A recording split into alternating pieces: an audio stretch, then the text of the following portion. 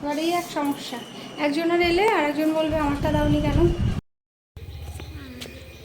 দাও। ওইয়া, চলো কেমন হলো বলো? ভালো হয়েছে? সকালবেলা সেজে গুজে শাড়ি পরে তারপরেই গেছে। এই টেবিলে কি তিনটে ধরবে? নমস্কার, সুপ্রভাত, সবাই কেমন আছেন? আশা করি সকলেই ভালো আছেন। দিনযাপনের আরও একটি নতুন ব্লগে আপনাদের সবাইকে স্বাগত। আর কটা বাজে এখন? সকাল 10টা বেজে গেছে। তো রান্নাবান্না সকালে বেলার মতো মানে সারাদিনের মতো কমপ্লিট হয়ে গেছে। ওপরে এলাম একটুখানি ঘরটা আর কি গোছাতে। আর খাওয়া দাওয়া হয়নি, শুধু বাবুরটা দেওয়া হয়েছে। আর যাবো খেতে, তার আগে একবার যাব হচ্ছে ছাদে। দরজাটা একটু বন্ধ করে দিয়ে যাই। গত দুদিন ধরে পরপর বৃষ্টি হচ্ছে, মানে শুধু বৃষ্টি না, সাথে ঝড়।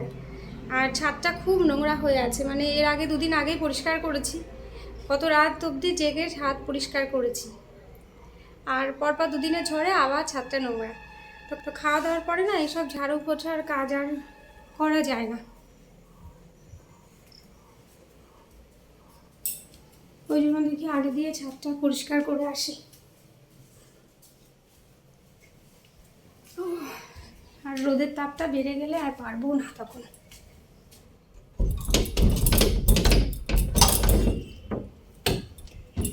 ওই বাবা রে, আবার কালকে দিনটা ঠিক করলাম, আবার কাজ হয়ে গেছে।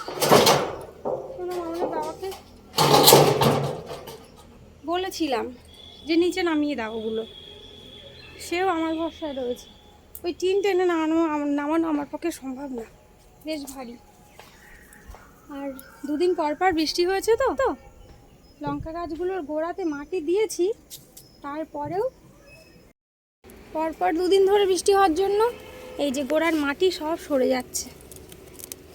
কালকেই বিকেলবেলা এসে একটুখানি করে মাটি দিলাম গোড়াটায়, যে লঙ্কা গাছগুলো ভারী হয়ে গেছে তো, বড় হয়ে গেছে। আর জোরে বৃষ্টিতে এরকম অবস্থা। আজকে দেখুন আবার সরে গেছে। যা রোদ, একটুখানি চটপট করে পরিষ্কার করে নিই।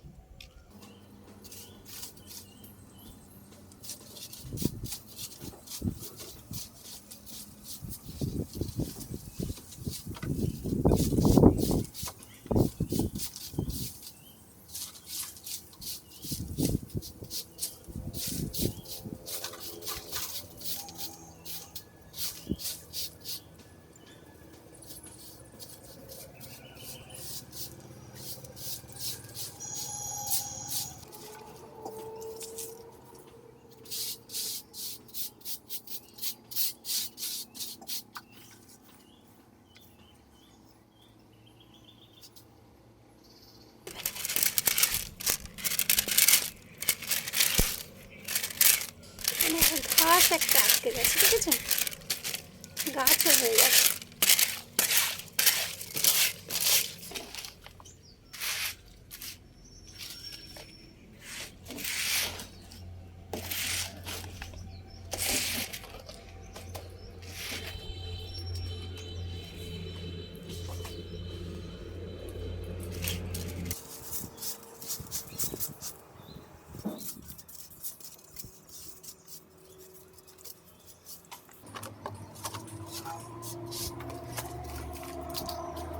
মোটামুটি হয়ে গেছে যতটুকু করা যায়। আরও সকালে করলে ভালো হতো, কিন্তু সকালে সময় পাইনি তো। আজকে উঠেছি সেই 5:30টায়। ওই মামন গুড়িয়া দুজনেরই স্কুলে অনুষ্ঠান আছে। দুজনকে সেই 7 সকালে উঠে আগে রান্না সেরে, মানে সকালের মতো একটু ওদের টিফিন করে তারপর দুজনকে রেডি করেছি। তো ওই জন্য সকালবেলার ভিডিওটা শুরু করতে পারিনি, এত হুটোপাটির মধ্যে। মানে রাতে ঘুমিয়েছি যে কি করে, শুধু ভাবছি কতক্ষণে সারতে পারবো দুটো মেয়েকে রেডি করা, আবার রান্নাবান্না সারা, সকালে ওরা খেয়ে যাবে, টিফিন নিয়ে যাবে। কারণ স্কুলে একটুখানি অনুষ্ঠান হওয়ার পরে আবার ক্লাস হবে, নর্মাল যেরকম ক্লাস হয় সেরকমই হবে। তো দুজনকে রেডি করে খাইয়ে দাইয়ে টিফিন দিয়ে স্কুলে পাঠালাম, তারপরে বাদবাকি রান্নাবান্না সারলাম। ওই জন্য সকালবেলা অত সকালে উঠলে আবার ছাদ পরিষ্কার করতে আসতে পারিনি। আর এই যদি রেখে দিই না যে পরে করব, আর জমে যাবে, আর ইচ্ছে করবে না। চলুন নিচে যাবো এবার, খাওয়া দাওয়া সারি, আবার মেয়েরা আসলে তারপরে। ও আজকে আর একটা জিনিস করব, পরে দেখাবো। আজকে রান্না করেছি খয়রা মাছ, একটুখানি আলু বেগুন দিয়ে টমেটো দিয়ে, খেতে বেশ ভালোই লাগে খয়রা মাছটা, কিন্তু যেহেতু প্রচুর কাটা তাই বাচ্চারা খেতে চায় না। তো আর হচ্ছে এই ঝড়ে আর কি বাড়ির কয়েকটা কাঁচকলা গাছ ভেঙে গেছিলো আমাদের। তো বাবু আবার ওই কাঁচকলার কোপ্তা কারি এগুলো খেতে বেশ ভালোবাসে, মানে আমার শ্বশুরমশাইয়ের কথা বলছি। তো বাবুর আবদারে আজকে করা ওই কাঁচকলা নিয়ে এসেছিলো সকালবেলা, সেগুলো দিয়ে করেছি। এখানে সকালে একটুখানি আলু পটল টমেটো দিয়ে চচ্চড়ি করেছিলাম, আর ওই কোপ্তার যে পুরটা ছিল সেটা থেকে কয়েকটা ওই বড়া ভাজা করে রেখেছি বাবুর জন্য। এখানে একটুখানি করেছি ভেন্ডি ভাজা বা ঢ্যাঁড়স ভাজা, আর ওই একটু একটু লাল লাল হয়ে গেছিলো যে আমগুলো, সেগুলো দিয়ে চাটনি করেছি। এই দুদিনের মানে ঝড় বৃষ্টিতে বেশ কম বেশি ক্ষতি কিন্তু সব জায়গাতেই হয়েছে। আমার ওই পেছন দিকে যে রান্নাঘরটা আছে কাঠের উনানের, তা ওই পাশটাতে আমি কয়েকটা কুমড়ো চারা লাগিয়েছিলাম যে একটু শাক পাতা খাওয়া যাবে। মামনের বাবা আবার এর মধ্যে ওই বাঁশের একটা ছোপ মতো আর কি কঞ্চি দিয়ে দিয়েছিল, তো ঝড়ে দেখি সেটা আবার নিচে পড়ে গেছে। আর বাঁশগুলো দেখছি একদম রান্নাঘরের মানে চালাটার ওপরে এসে পড়েছে, ঝড়েই হবে এটা। তো দেখি তুলে দিই, কুমড়ো না হোক অন্তত শাক পাতা হলে তো খাওয়া যাবে, সেই আশাতেই আর কি গাছটা লাগানো। তো চলুন, সকালবেলা মামনের বাবাও সময় পায় না তাড়াহুড়ো করে, আমি ভাবলাম তুলে দিই।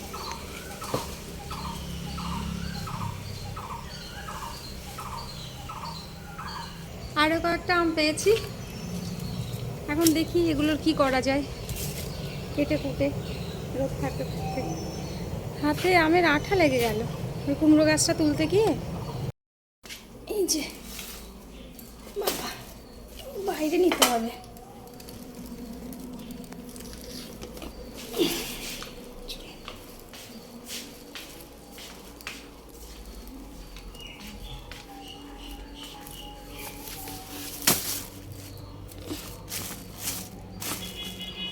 এগুলো ঝড়ে ভেঙে গেছে, কাঁচকলা গাছ, সেই কাঁচকলা। গত বছর যে কাঁচা আমের আচার করেছিলাম সেই আচার কিন্তু এখনও পড়ে আছে, খাওয়া হয়নি সব। তো ভাবছি এবার আর আচার করব না, একটু কাঁচা আমের ওই টক ঝাল মিষ্টি করে আম সত্ত্ব করব। বাচ্চারাও খেতে ভালোবাসে আর বাবুও বেশ পছন্দ করে। গত বছরও করেছিলাম, তো 2-1 দিনের মধ্যেই হাতে হাতে খাওয়া হয়ে গেছে। তো আজকে ভাবলাম একটু করি, আর ভিডিওটা আপনাদের সঙ্গেও শেয়ার করব, সঙ্গে থাকুন। আমগুলো আগে কেটে নিই। কাঁটাগুলো কাটা হয়ে গেছে, এখন এগুলোকে কড়াইতে একটু সেদ্ধ করব খুব অল্প জল দিয়ে। এই যে দিয়ে দিলাম একটুখানি জল দিই,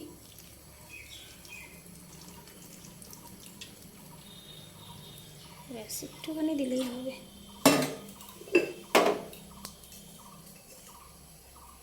সেদ্ধ করার সময় একটুখানি নুন দিয়ে দিই, পরে আবার লাগলে দেব।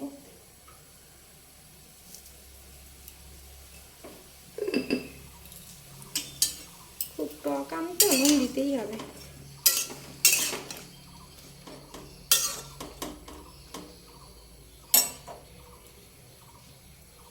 ব্যাস ঢেকে দেব।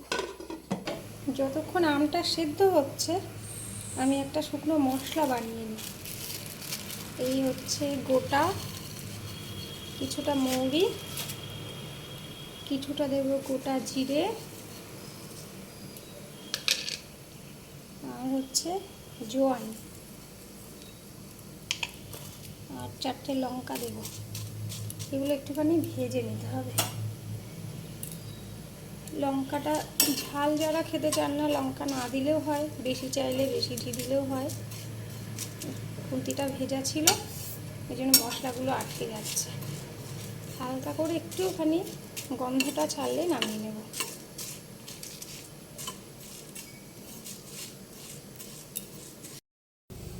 আম সেদ্ধটাও ঠান্ডা হোক, ততক্ষণ মশলাটা করে নিই।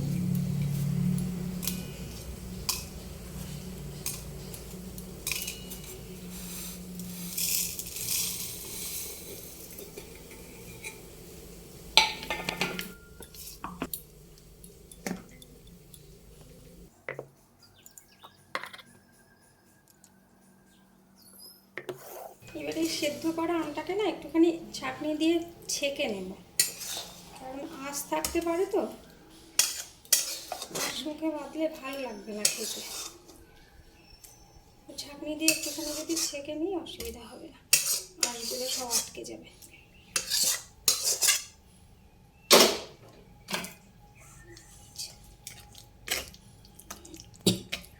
এখনও বেশ গরম, হাত দিয়ে তো করা যাবে না, খুন্তি দিয়ে এইভাবে করি।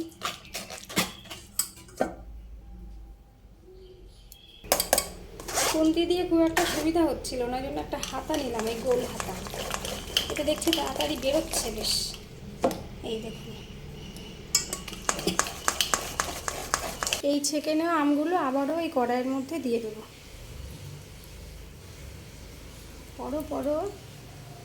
আর এর সঙ্গে কী দেবো বলুন তো? এই যে এগুলো তালের পাটালি, তালের রস থেকে যে পাটালি হয় সেই পাটালি। আখের গুঁড়ো দেওয়া যায়, চিনিও দেওয়া যায়। তো এটা ঘরে আনা ছিল, আমি হচ্ছে এটাই কাজে লাগিয়ে দিই। তাল পাটালিগুলো দিয়ে দেবো। তো পাটালিগুলো যতক্ষণ না গলে যাচ্ছে জাল দেবো এইভাবে।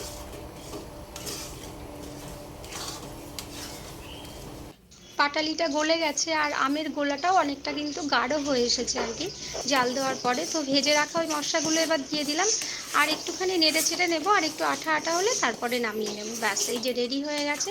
চলুন এবার আমসত্ত্বগুলো দিয়ে নিই। আমসত্ত্বগুলো আমি এই স্টিলের থালাতে দেবো। তো একটুখানি করে এই সর্ষের তেল হাত বুলিয়ে নিলাম, যাতে পরে আর কি আমসত্ত্বগুলো তুলতে আমার সুবিধা হয়। আর একটুখানি পাতলা পাতলা করে দেবো। তো ওই ব্যাটারটা, তিনটে ব্যাটার বলছি, আমের গোলাটা তিনটে থালার মধ্যে সমান ভাগে নিয়ে নিলাম। আপনারা চাইলে মোটা করেও দিতে পারেন, কিংবা প্রথমে একদম পাতলা করে দিয়ে পরে আবার আরেকটা করে লেয়ার দেওয়া যায়। কিন্তু আমি পাতলা করে দিচ্ছি, আসলে এখন ঝড়মেঘ বৃষ্টির দিন, তো কখন আবার মেঘ করে বৃষ্টি হয়, শুকোবে না পরে আবার। তো এত খাটাখাটনি তখন আমার জলে যাবে আর কি, নষ্ট হয়ে গেলে জিনিসটা। তো ওই জন্য পাতলা করে দিচ্ছি যাতে তাড়াতাড়ি শুকিয়ে যায়। আর আপনাদের বলবো যে অবশ্যই কাঁচা আম আর কি থাকতে থাকতে বাড়িতে একবার হলেও বানাবেন। একটু সময় লাগে, খটোমটো ব্যাপার, কিন্তু বানালে কিন্তু খেতে খুব ভালো লাগে। আর বাচ্চারা তো পছন্দ করবে, সেই সঙ্গে বড়দেরও আর কি, বাড়িতে যদি বয়স্ক মানুষ থাকে দেখবেন খেতে ভালোবাসবে। তো চলুন, আমার দেওয়া হয়ে গেছে। এবার একটুখানি নিয়ে রোদে দিয়ে আসি আগে, যতক্ষণ রোদ পায় আজকের দিন। এই টেবিলে কি তিনটে ধরবে?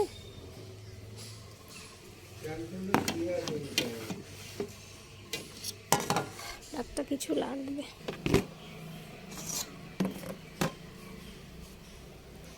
আমসত্ত্বগুলোকে রোদে দিয়ে একটা মশারি দিয়ে এলাম, তাহলে কাক ঘুরঘুর করছে তো ঠুকরে দেবে। আর এখন যাব ছাদে কাপড় মেলতে। নিজে নিয়ে চলে এলাম বালতি ভর্তি করে, হাঁপিয়ে যাচ্ছি। আর এই গুড়িয়ার জন্য মনে হয় ওয়াটার বোতল, জলের বোতল আর কি গুড়িয়ার জন্য অর্ডার দিয়েছিল, সেটাই এসেছে মনে তো হচ্ছে। মিল্টন লেখা যেহেতু মনে হচ্ছে জলের বোতল এসেছে। এবার এই এক সমস্যা, একজনের এলে আর একজন বলবে আমারটা দাওনি কেন। জলের বোতল দুজনারই আছে, ভালো বোতল, কিন্তু ওই যে স্কুলে দেখে সবাই কালারিং সব বোতল নিয়ে যায়, ওদেরগুলো তো স্টিলের। এখন ওই ছোটোটার বায়না, মামন যদিও সেরকম বায়না কিছু করে না, তবে গুড়িয়াটা দেখলে হয়তো বলতেও পারে বলুর জন্য এনেছে, আমারটা কেন আনেনি। চলুন একটু বসি, তারপর যাবো ছাদে জামা কাপড় মেলতে। স্নান টান করে পরে আপনাদের সঙ্গে কথা বলবো, কেমন?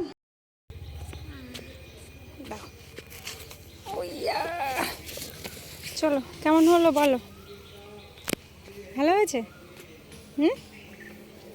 টিফিন খেয়েছো তো? আচ্ছা চলো ঘরে গিয়ে কথা বলছি। কারেন্ট নেই কিন্তু, বারবার যাচ্ছে আসছে। মুখটা কি ধুয়েছিলে? কই টিপ নেই কপালে, চোখের কাজল নেই, মুছেছো নিজে নিজে রুমাল দিয়ে? তাহলে কাজল নেই, হালকা আছে। হ্যাঁ, তো আজ মুখটা মনে হয় তুমি ওয়াশ করেছো আর কি, ধুয়েছো। চলো ঘরে চলো, তারপরে কথা বলবো। আজকে আমাদের গুড়িয়া কিন্তু শখ করে নাচ করতে যায়নি, সকালবেলা সেজে গুজে শাড়ি পরে তারপরেই গেছে। পরে কে চেঞ্জ করে দিয়েছে তোমার? মামি। মামি? মামি কোথায় পেলে? স্কুলে? আরে মাসিকে মামি। ও আচ্ছা, যাই হোক, স্কুল থেকে তারপরে ড্রেস চেঞ্জ করিয়ে দিয়েছে, বাড়ি এসছে। হাত মুখ ধুয়ে ফলটা খেয়ে নে, হাঁটা ফল নষ্ট হয়ে যাবে। তাহলে কি এসছে?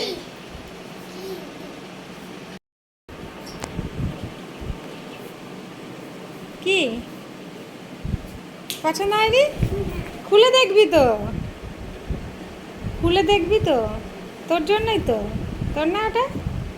তাহলে দিদিকে দিয়ে দেবো। ঠিক আছে, দিদি বাড়ি আসুক স্কুল থেকে, দেখি। আচ্ছা, তোমার প্রথমে কি হলো একটুখানি বলো আমাদের। প্রথমে ইংলিশ লিটারেচার একটা পড়ালো, ক্লাস হয়েছে প্রথমে?